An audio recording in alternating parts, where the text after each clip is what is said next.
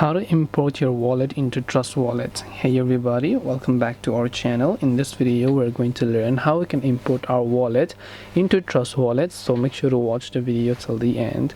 Now if you want to import your wallet into Trust Wallet, it's actually quite very simple to do. You have to open up the Trust Wallet app.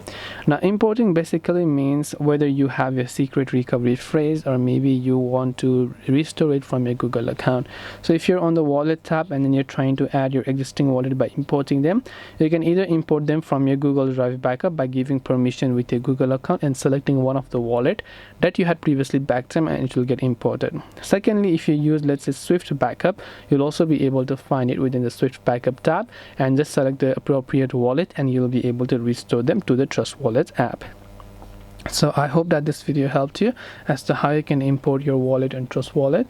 Hope this video helped you. If you have any questions, feel free to also leave them down below. Thank you for watching till the very end of this tutorial, and as always, see you soon in our next video.